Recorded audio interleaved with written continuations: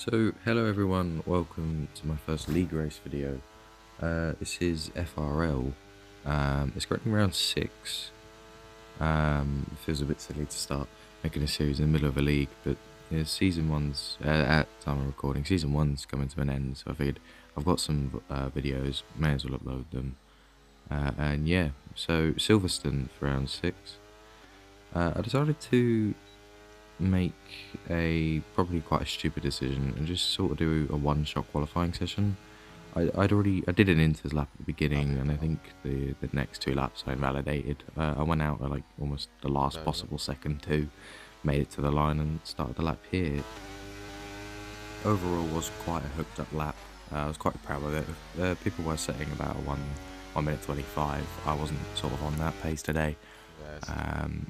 Come around, corner 1:26.0, about just about a second off of the pace, which I was quite proud of. See here, teammate Soup, only slightly behind P12. Quite a bad start, but overall quite good for us. Not terrible. Now, this start has got to be one of the most interesting things I've ever seen racing on F123. Never encountered it in a league race, but I've seen it online. No, The it's Mercedes a disconnected car. Disconnected in qualifying, and his AI at the beginning of the race just jumped the start. Now, that was No strange enough as it is. Yeah. It does let everyone back. I really don't understand what happens. But then a red flag gets called. Now, this could throw the entire field off, and immediately in the Discord channel, talks of a restart were already coming through. Now, we do end up doing almost the first lap of the race of the restart before a message is sent in the Discord channel, and we do all retire from the session slowly. Me and Soup being the first 2, and then everyone else just slowly drifted through. For a moment, we were worried that no one was going to restart, but I feel like people realised that it did require a restart. Now we're in the new lobby, and unfortunately, it took about 15 minutes to get into a new lobby and for the race to start, and it was painfully slow. Now, I think a problem that me and a lot of other drivers had was some people had dry setups in qualifying because so they could qualify well, but a lot of people had wet setups on because we knew the race was going to be wet. We could see that in the weather forecast, and then because the session got red flagged, those who had a dry setup got a really unfair advantage because now they could just use a wet setup. And rightfully, a lot of us were quite annoyed, but there's not really much they can do. They can't really force people to use their dry setup in the rain, as we do get into an incident with Flocky here. Now, I'm not entirely sure if this was on me or if it was on Flocky. I kind of had a watch back of this after the race, and I'm pretty sure I did give space to Flocky, but at the same time, I'm not really turning my wheel. I don't think I got a penalty for this. I think I just did get a warning in the end, but I do apologise to Flocky. I probably could have done a little bit more there to avoid that collision. Fortunately for me, I did manage to catch back up to the pack quite quickly, but that is mostly thanks to Lewis and Dozer here just battling quite a bit. They did drop quite a bit from the Alfa Romeo in front. My teammate just in front here, Lewis having a poor run there, and I just get a free overtake until I go wide, and then Lewis goes around my car again, and I just kind of had to sit back, which is quite annoying. Deadly Supreme, the other Mercedes, did have to pit, must have gotten damage. He also got a 5-second penalty, which might be from speeding. I got quite a good exit out of Aintree on Lewis here. Did burn some battery, managed to go around the inside. Braked quite a bit later than Lewis, actually. I don't know if he was giving up the position, and it does put me in front. And right as that happened, a safety car comes out, Blaze retiring from the session. On the safety car, I did decide to pit. A couple other cars doing this also, Lewis being one of them. Soup, my own teammate, actually, so could screw me over a little bit here. As indeed I think it did. But it is under safety car. I'm not going to lose any positions. If I am only Lewis, which I did actually lose a position for in the end, just because I didn't release the car out of the pit box, just completely forgetting to. It's not even like I did a late turn, it didn't really matter anyway. And then you see me here just pause thinking the AI would do it. My stick, I literally just was trying to look at the race director, and my stick drift just flicking through all the menus. Lewis had to change a wing, I think, with how long his pit stop took, and what my AI didn't release. So I come off the pause menu after my stick drift pissing me off, and realizing my car wasn't gone, and Lewis jumped me, unfortunately. But it's only a position, wasn't too fussed about it. Unfortunately for me, I was actually really struggling to get past Lewis on the safety car restart. I think kind of he was really slow in the corners, and then when he got to a straight, he would just burn his battery, making it nearly impossible to get past him. He was being slowed down by Dozer, who had wing damage. And I was in a party with my teammate Deadly and a couple of other drivers, and the entire time Deadly was kind of like trying it past. Shall I go through, try and attack my own teammate? Which is quite an interesting strategy. Lewis and Dozer side by side into Cop's corner, and Dozer backing out as we get into Maggots, as you see here. And yeah, also Lewis getting a track limits penalty already, lap 6 of 26, and that doesn't seem too insane. But when you realise we've been under safety car for most of this race, that's quite surprising, as I do just let Deadly go. Figured he was quicker than me, and I figured he'd have a better chance getting past Dozer and Lewis, helping us move forward back up the train. I did want to look here, but with Dozer kind of making a mistake, I had to lift massively, and there wasn't really any room for me to go down the inside because Deadly was still there, so kind of missed out on an opportunity for an overtake there, but I didn't want to risk damage this early on. It's only been about half a lap now, and Dozer was just kind of sat behind him, hoping he'd have the pace, but he's dropped over a second to both Mercedes and just decided down the Wellington straight just to get past, try and catch back up. Dozer's pace just not in it today, unfortunately. What was interesting to see, and this actually been quite a big problem up until about lap 11 or 12, Lewis and Deadly, the two teammates, battling really hard for P13. Lewis was really defending hard, like, for everyone. I think more so his teammate than me, surprisingly, as we reflected on during this race. But what most of us found strange was Lewis, he's, no offense to him, he's quick, but Deadly, his teammate, is a lot faster. But what we noticed in Brazil and a couple other races, Lewis would really defend his teammate despite the fact he's slower when, there is a constructor's title in FRL.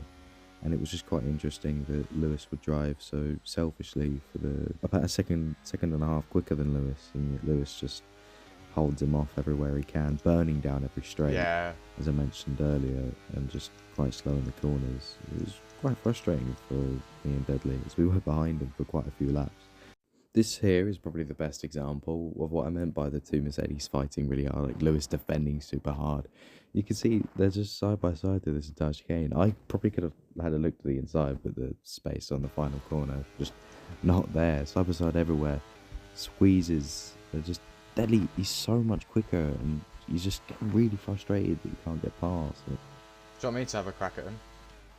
Deadly just let me go, gave me a crack at trying to get his teammate, which, of course, it still took me quite a little while, I think about 2 laps, but I did eventually get it done. I fast forward quite a bit here, Lewis just managing to stay with me, actually. But a couple of cars started pitting. I think about 6 cars now have pitted, and I had a different strategy in mind. Because of all the safety cars at the beginning, my logic was, well, I'm not in the points, I'm nowhere near in the points. How about I stay out long enough until a safety car does come out? And this right here is where that strategy call does pay off quite well. Not in the way I expected it to, unfortunately, but either way, did hold out to the safety car. Coming through Maggots here, and this Aston Martin on fresh tyres, it kind of sends it on me through Beckett's, and contact was made. He goes around into a barrier and DNFs. At the time, I wasn't overly happy that Crumb did put his car there. It's a really silly place to try and make an overtake, especially with the Wellington straight just after. But we did talk after the race, and Crumb did admit that it was a stupid corner to try and get through. Of course, being on new tyres, I don't really blame him for it. But we did crawl into the pits. Obviously, I need to make a pit stop. My tyre warning light now on, and it does work out quite perfectly for my strategy. But it's just a shame that is how the safety car comes out. I drop down to P7, but do quickly move past Lewis, who was just shortly in front of me. And shortly after that, he does just drive into the barrier, giving up in the race. And another safety car comes out, bunching up the field once more. After the safety car comes in, there's only 3 laps of racing left. No more safety cars. And once again, safety car chaos ensues for the last time in Silverstone. Between Deadly here and Prince, just illegal overtake after illegal overtake. You see Deadly just nudge slightly forward and Prince going again, and then Prince just not getting the position back. And this is probably one of the most controversial bits we had of this race, just Prince not returning the position. And we come through the, I think, Stowe corner. This is insane. This is insane. Now, Deadly slows down right on the racing line there. Just a desperate attempt not to get an illegal overtake, because Prince just wouldn't overtake him. And it's just chaos. Prince driving to the back of Deadly, Deadly going out the session, Prince losing his front wing. Now, I didn't want to get a legal overtake here, so I really lifted off, hoping Prince would overtake me. Didn't really realise that Prince didn't have a front wing and was just driving off track. So, because of that, I lost 3 seconds to the top 3, and it kind of felt like my podium hopes were over. Now, it's only been a lap, yet that gap has already dropped to about 1.1 seconds. I believe Emmanuel was, I think, had damage or was on really worn tyres, and he was just slowing down Ricoy, really defending from him. This was really helping me massively, but Captain OG, also really quick behind me, so I was more worried about them than the cars in front. Battling Capt for a podium.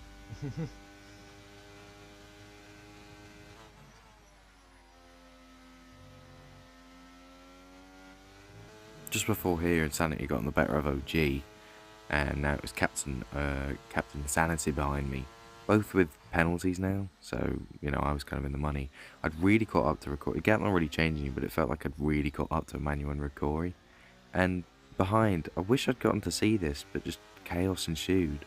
Really not sure what happened. Some form of incident with Capt and Insanity there, and Sammy getting in front. Yeah, it's the driving. There's no driving standards here. What you heard just there was me and Insanity just talking about the driving standards of this league. It's actually quite a big problem in FRL, unfortunately. It's just some people don't know how to drive cleanly, that is anyway. Like, there's quite a few people, they're really quick, but they will just go for silly moves, especially on the last lap, and just risk other people's races, including their own, just for a position. Now, this is the moment here, right here, where I fucked my chances of a podium. Just running slightly too wide. I'd already had 2 penalties, 2 warnings, sorry, and just ruining my race right there, losing out on a podium. Spoke to Emmanuel after the race. He was actually trying to slow down Ricory so I could get the better of him and get my second podium in our FRL. And it's kind of a shame that I got that penalty, because I missed out on a podium. Actually, missing out on P4 because Sammy was right behind me as well. So even worse, 2 positions lost just in 1 corner, unfortunately, where I didn't need to push. I had a gap, a safe gap. And in true fashion of myself, just bottling a good chance of point. But here you have it. That's Silverstone over. A McLaren 1-2 in the end. Joe taking the win, and for ourselves, me and Soup, P5, and Soup P10 in the end, just clinging on to points. So he wasn't too happy that race, but it's still good that we managed to squeeze some points out of that after all the chaos that race. A lot of drivers not finishing or getting into incidents and at some point and just dropping away. That's 11 points this weekend, and across the 3 tiers, for Williams, the only points we scored this weekend. Some drivers not finishing in the other tiers, or just not attending at all, which is quite unfortunate. But championship-wise for this weekend, we fell from Aston Martin and Ferrari, as the other 2 tiers, they were attending and scoring quite big. The other tiers, all in all, though, I do push myself up to P6 in the drivers' standings. Soup putting himself in 13th. we increase our lead to Alpine and slightly close in on Red Bull in the Tier 1 constructor standings, but as I said before, we do fall to Ferrari and Aston Martin in the overall Constructors' Championship, which includes all 3 tiers across this league. But as always, thank you for watching today's video. If you want to see more of me doing this, please like, please subscribe if you want to see more of it as well. I will be uploading the rest of the FRL season, which includes France, Austria, Qatar and Mexico. I had to remember those. But thank you for watching and have a good day.